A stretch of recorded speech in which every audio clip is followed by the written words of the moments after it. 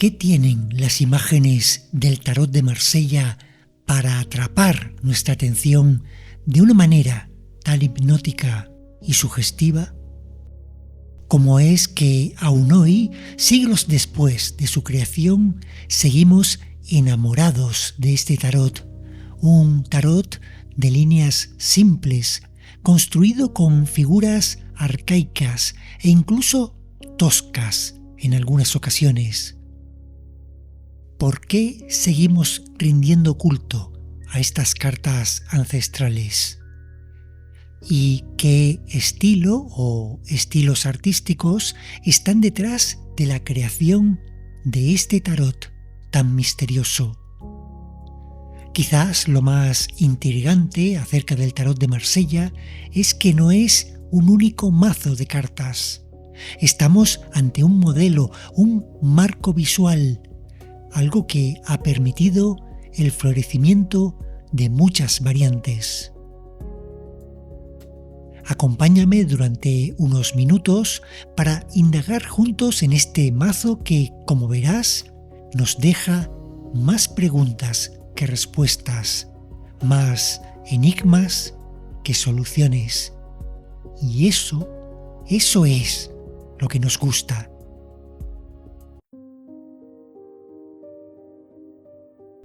Para muchas personas, este tarot es el tarot por antonomasia. Y aunque somos muchos los que vemos al tarot como un conjunto más amplio, aunque somos muchos los que creemos que el tarot es un ejemplo vivo de la imaginación humana en movimiento, no podemos dejar de admitir que las cartas de Marsella permanecen como una referencia fundamental, como una piedra fundacional de lo que es el tarot. Pero, como digo, el tarot de Marsella no es un solo tarot, no es la obra de un único artista, ni se inspira totalmente en un solo modelo esotérico o artístico. Más bien tenemos que observar este mazo como el resultado variado y diverso de una tradición artística y espiritual. Una tradición que nace y florece en el sur de Europa a partir del siglo XIV. Es, por tanto, variado y complejo. Nos conduce por caminos que no siempre llegan al mismo destino.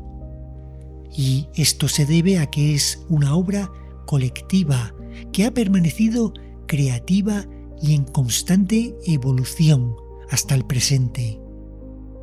A diferencia de cartas posteriores, Marsella no es un mazo que busque seguir una narrativa emocional, sino que se basa en la estructura técnica y el misterio simbólico. Aúna el conocimiento alquímico con la numerología y el saber esotérico. Aquí no voy a hablar de todos estos simbolismos, pero sí de la parte artística, es decir, del arte del tarot de Marsella. Y el tarot de Marsella más antiguo que conocemos es el creado por Jean Noblet hacia 1650. Como veremos, se trata de un mazo que muestra figuras algo rústicas, figuras que poco a poco van evolucionando hacia obras más limpias, más cercanas al gusto contemporáneo. Tarots como los de Grimaud, Flournoy o Jodorowsky. Entre unos y otros, este modelo de tarot evoluciona y se desarrolla al mismo tiempo que lo hace la tecnología de la imprenta en Europa. Una de las cuestiones que debemos entender a la hora de comprender por qué el tarot de Marsella tiene esta estética tan particular es la manera en que estas cartas eran producidas en sus inicios. La xilografía es una técnica de impresión que consiste en tallar una imagen sobre una plancha de madera. La figura que se desea grabar se talla a mano con una gubia o un buril, extrayendo la madera con mucho cuidado y dejando solamente el contorno. Esta plancha, una vez terminada, se impregna con tinta y se presiona sobre un papel, bien sea a mano o con ayuda de una prensa. Así se obtiene una imagen lineal en negro sobre el fondo blanco de la lámina. Actualmente la xilografía se utiliza solo como técnica artística y artesanal, ya que los procesos de impresión han incorporado tecnologías mucho más eficientes, más rápidas y sobre todo económicas. La xilografía se viene utilizando en China desde hace siglos y se introdujo en el siglo XIII en Europa, precisamente para imprimir los primeros naipes de juego. Posteriormente, en el siglo XIV, se emplearía para crear tanto estampas religiosas como los primeros libros de carácter litúrgico o incluso la propia Biblia. Las cartas, tanto si eran cartas de juego como naipes de tarot, se tallaban al completo en una sola plancha de madera, de manera que con cada impresión se producía un mazo completo sobre una hoja de papel de cierto grosor. Estas cartas eran coloreadas a mano con acuarelas, siguiendo el patrón de un mazo que se usaría como muestra. Al final del proceso eran recortadas una a una, lo que provocaba que hubiera pequeñas diferencias de tamaño entre unas y otras. Hay que decir que actualmente el procedimiento para imprimir naipes guarda algunas similitudes con la tradición, ya que todas las cartas de un mazo se imprimen ya en color en una sola plancha de papel. De hecho, se imprimen 80 cartas por lo general, y esas dos que sobran pero que son necesarias para crear un cuadro de 8 por 10 naipes se suelen usar para poner publicidad o cartas de cortesía. Luego, esta plancha, una vez ha recibido las lacas o barnices protectores, es cortada de manera automática para generar naipes exactamente iguales. Volviendo a los inicios del tarot y a la técnica de la xilografía, creo que es importante conocer cómo se realizaba este proceso artesanal o semi-industrial, ya que a partir de aquí podemos entender algunas de las particularidades del tarot de Marsella. Por un lado está la aparente tosquedad de algunos mazos, junto a otros que presentan trazos más precisos o colores mejor aplicados, debido todo esto sin duda a la mayor o menor pericia de las personas que se empleaban en los talleres. La madera es un material fácil de trabajar y aunque es cierto que para la xilografía se emplean variedades duras como boj o cerezo, estamos ante un medio que se desgasta con el uso, y esto contribuye a que haya grandes variaciones en la producción de un mismo taller a lo largo del tiempo. Es muy probable que las planchas antiguas se copiaran a modelos nuevos y que en este proceso se perdieran algunos detalles originales, detalles demasiado desgastados o que habían perdido su sentido para los nuevos grabadores. También es probable que cada taller incorporara elementos nuevos guiados por ciertas ideas o filosofías, sobre los que a veces solo podemos especular. Así que entre los cambios debidos al descuido o provocados, a lo que se suma el propio desarrollo de las técnicas de impresión a lo largo del tiempo, nos encontramos con una gran variedad de detalles que aparecen y desaparecen con motivo o sin él. No todo es intencionado y no todo es casual.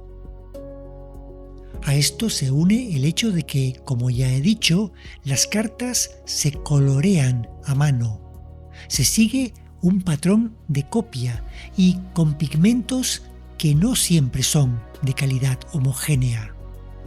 Actualmente en los procesos de impresión se utilizan modelos de color estandarizados, modelos que permiten que un producto tenga una tonalidad precisa y rastreable desde el monitor hasta la copia en papel.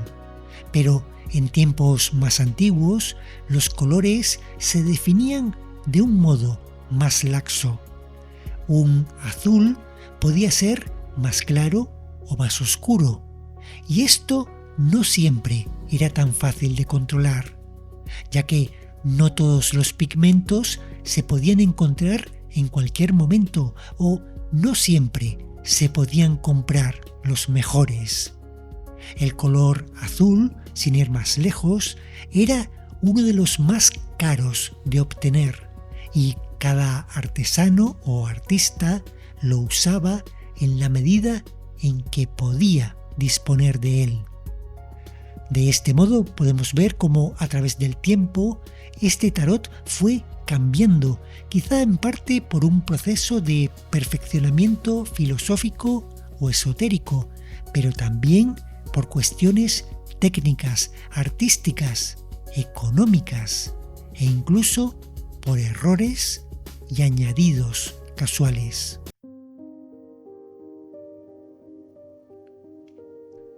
El tarot de Marsella es un artefacto visual bastante más complejo de lo que podría parecer a un observador casual. Condensa siglos de simbolismo y se enmarca en corrientes artísticas que en algunos casos eran contemporáneas para el tiempo en que surgió y en otros representaban ya un recuerdo del pasado. Lo que nos llama la atención en estas cartas, en primer lugar, es la economía de medios, que viene dada por las técnicas de producción de las que hablé anteriormente, la silografía y la pintura manual con acuarelas. La estética de trazo rudo que produce la técnica de grabado en madera ayuda a que las cartas tengan ese aire primitivo y directo. Cada imagen es contundente y quizás ahí radica su poder para atraer nuestra atención. Los colores que se emplean son muy básicos, esencialmente rojo, azul, amarillo, así como el color carne y por supuesto el blanco y el negro, que son generados por la propia impresión de tinta sobre el papel. No hay gradaciones ni sombras. Los colores son planos y simbólicos. El rojo remite a lo material y a la acción. El azul es espiritual y introspectivo. El amarillo es mental. Y, por supuesto, el tono color piel conecta con lo humano. Y los humanos son centrales en estas cartas. Humanos y otros seres, algunos andróginos o de naturaleza sexualmente equívoca, otros animalescos o directamente diabólicos. También están aquellos que han perdido ya su naturaleza viviente para convertirse en esqueletos. Esta es una idea que conecta con el memento mori, con los recordatorios de la fugacidad de la vida y la presencia constante de la muerte en el arte.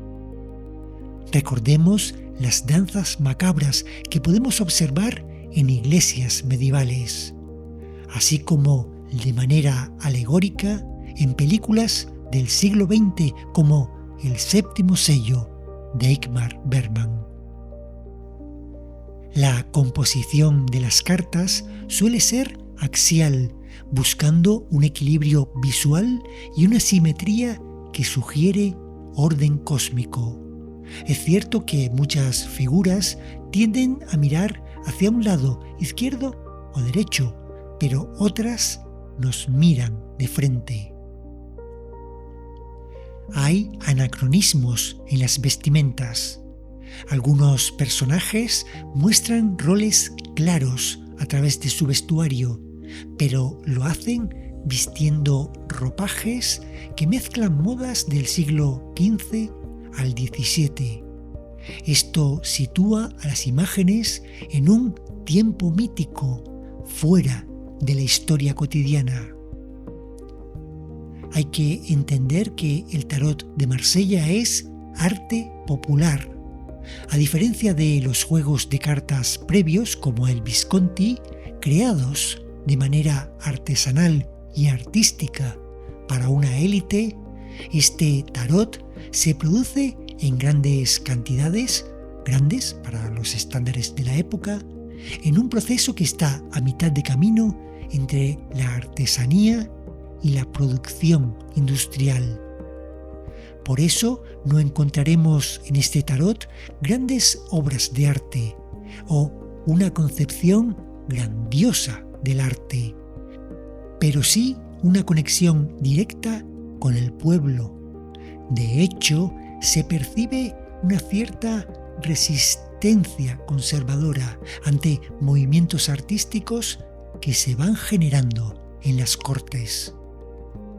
La estética más evidente de estos naipes surge en la época medieval, especialmente en los vitrales de las grandes catedrales, también en los manuscritos iluminados que forman parte de la tradición cultural del medievo.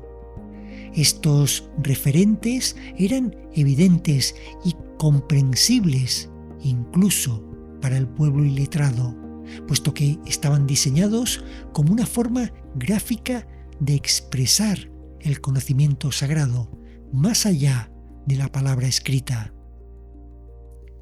En las cartas del tarot encontramos una falta de perspectiva tridimensional que es puramente medieval. También una jerarquía de tamaños donde los personajes más importantes son más grandes que el entorno. Y todo esto no es más que una herencia directa del arte románico y gótico. Las figuras clásicas del mundo medieval que observamos son, entre otras, el Papa y la Papisa, la pareja del emperador y la emperatriz, el juicio o la rueda de la fortuna. También hay referencias renacentistas en el tarot de Marsella. La estructura de los arcanos mayores se inspira en los triunfi, que eran desfiles festivos y alegóricos de carácter popular que se desarrollaron en la Italia del siglo XV. En estos triunfi, el pueblo podía observar a figuras como el amor, la muerte o la fama en procesión por las calles. De nuevo, las cartas reflejan algo que ya está presente en el imaginario visual de las personas de su tiempo. Y, por supuesto, hay trazas aquí también de la ideología del humanismo. El mazo coloca al ser humano en el centro de un sistema cosmológico que conecta la Tierra con las esferas celestes. El hombre está bajo Dios, pero el hombre es también la medida de todas las cosas. Hay referencias a saberes alquímicos y herméticos muy en boga en el tiempo de florecimiento de estas cartas. No es este el lugar para explicar cada uno de estos símbolos, pero podemos observar elementos como los pares de columnas en cartas como la papisa o el hierofante. Estos pares de columnas reflejan el concepto alquímico de la unión de los opuestos. Las columnas representan también el templo de Salomón y conectan con los orígenes de la masonería. Y hay referencias a la geometría sagrada. Muchas cartas están construidas sobre mandorlas, como el mundo o encuadrados perfectos, que son conceptos clave en la arquitectura de las catedrales. Los últimos tarots del modelo de Marsella, como el de Nicolas Convert, incorporan ideas del movimiento barroco, como la aparición de cierta complejidad y también cierta ornamentación que quiere cubrir el horror vacui de los espacios en blanco. También hay dosis de teatralidad en la representación de cartas como el carro o el hierofante, algo que coincide con la sensibilidad barroca que ve la vida como una representación teatral, es decir, el Theatrum Mundi. Las cartas del arcano menor, como sabemos, son anicónicas. Son naipes que no cuentan una historia, sino que se expresan a través de la repetición de un motivo.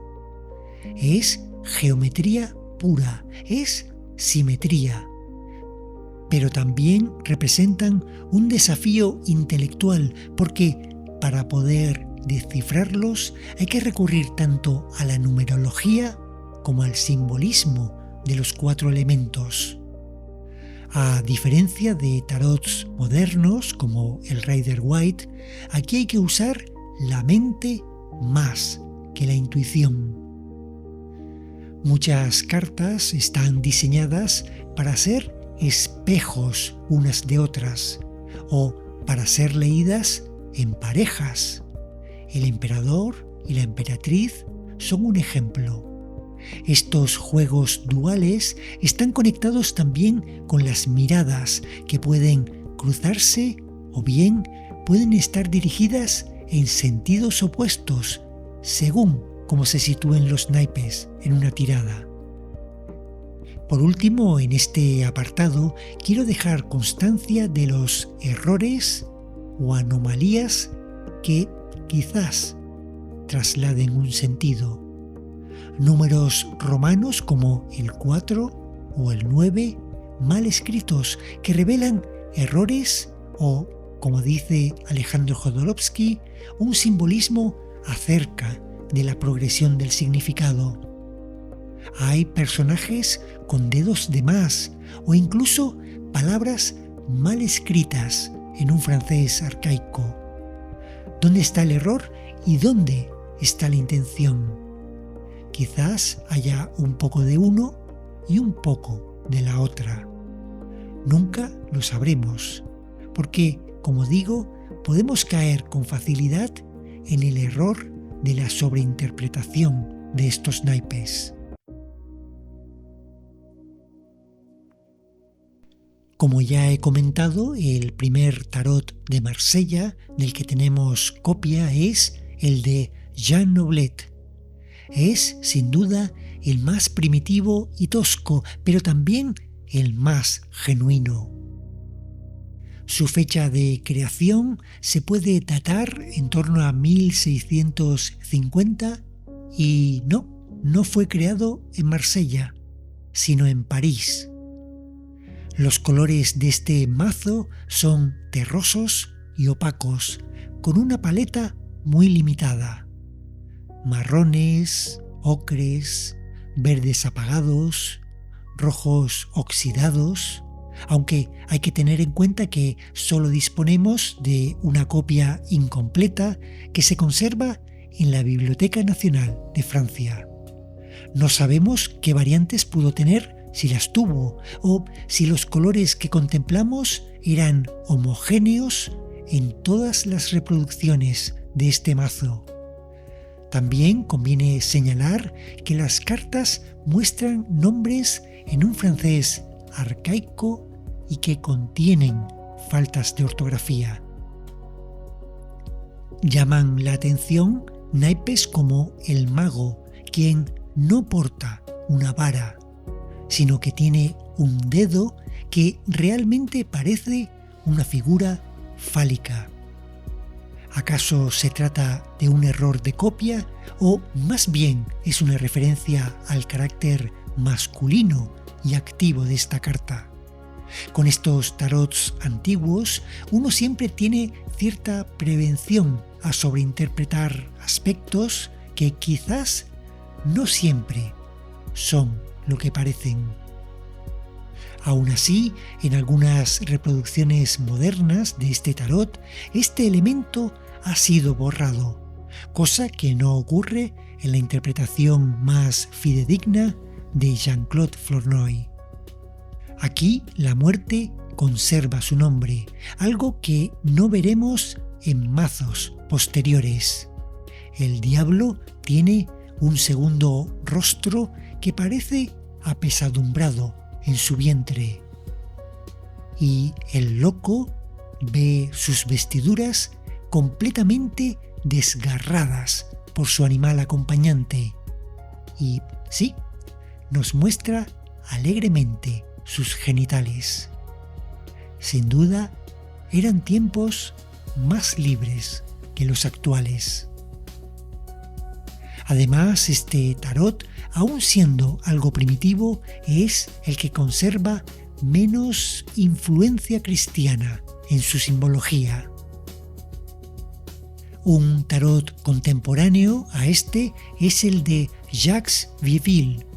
Se trata de una baraja muy interesante que carece de nombres en las cartas y que muestra facetas destacadas en naipes como el loco, el diablo, la torre o la estrella. También modifica el orden de algunas cartas y es, en general, un mazo que sorprende gratamente. El tarot de Jean Dodal fue creado a comienzos del siglo XVIII, entre 1701 y 1715. Dodal era un famoso grabador de la ciudad de Lyon que consiguió crear una obra un poco más refinada, un poco más detallada que la de Noblet. Aquí se nota un cierto avance tanto en las técnicas de xilografía como en la calidad de los pigmentos. Este tarot de Marsella se asemeja más a lo que estamos acostumbrados a ver en reproducciones más modernas. Las figuras son más naturales y con elementos más equilibrados. Los rostros en particular están más definidos y son más humanos. Por ejemplo, la muerte ya se ha desprendido de su nombre. El loco es una figura algo menos desvergonzada y la templanza es un ángel con torso femenino. La papisa toma su forma convencional con tiara papal y con un libro que simboliza la sabiduría espiritual. El diablo tiene ojos en sus rodillas. Hay un tono más acorde con la Iglesia católica, quizás un deseo de no ofender demasiado. En el Marsella de Dodal hay colores más vibrantes y los fondos aparecen más trabajados. Hay escenas mejor definidas y los símbolos arquitectónicos como la casa de Dios tienen ciertas influencias del barroco. Por supuesto, hay más tarots de Marsella producidos en Francia, en Bélgica o en Suiza, pero aquí solo me voy a referir a los fundacionales para evitar hacer este vídeo demasiado largo. El tarot de Dodal será la base del ejemplo más refinado de todos estos modelos primigenios, el de Nicolas Convert de 1760. Y este sí fue creado en Marsella.